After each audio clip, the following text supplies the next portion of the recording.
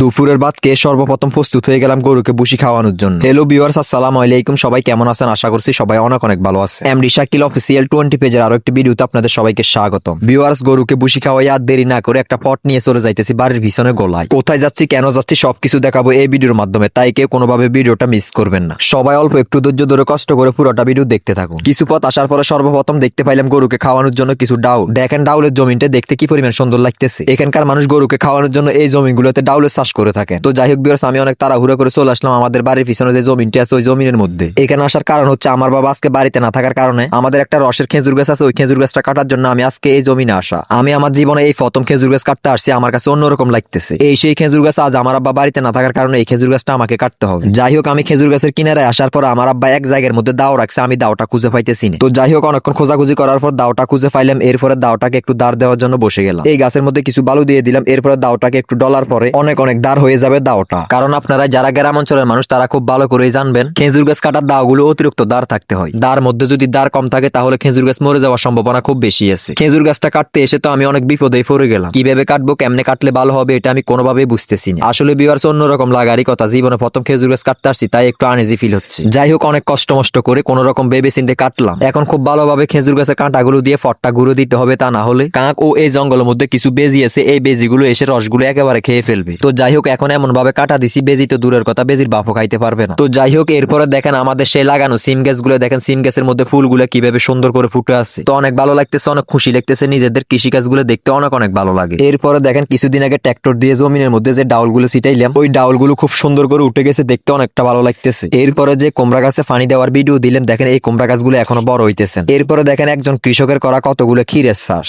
দেখেন তার ছোট্ট জমিনটার মধ্যে গাছগুলো কত সুন্দর করে ফুটে আছে। তো যাই হোক, এরপরে আমি আর জমিনে দেরি করলাম না, এক দৌড়ে চলে আসলাম বাড়ির দক্ষিণে বেরি, যেখানে বর্তমানে আমার ছাগলগুলো আছে। আসলে ছাগলগুলো আগে সরের মধ্যে ছেড়ে দিতাম, কিন্তু এখন রশি দিয়ে সুয়াদ দিতে হয়। যার কারণ হচ্ছে একজনের জমিনে ডাউল ফালানোর পরে ছাগলগুলো কিন্তু ওই ডাউলের মধ্যে পড়ে, এজন্যই কিন্তু ছাগলগুলোকে রশির মাধ্যমে সুয়াদ দিতে হয়েছে। এক এক করে সবগুলো ছাগল ছাড়তেছি। এরপরে দেখলাম এই বান্দর বাচ্চা বান্দর কাঁটার সাথে পেঁচিয়ে আছে। তো যাই হোক ভিউয়ার্স, ভিডিওটা এই পর্যন্ত। সবাই ভালো থাকবেন, সুস্থ থাকবেন, নিজের প্রতি খেয়াল রাখবেন। ভিডিওটি ভালো লাগলে একটা লাইক, একটা কমেন্ট করে ভিডিওটি অবশ্যই শেয়ার করে পেজটি ফলো করে সাথে থাকবেন। আল্লাহ হাফেজ।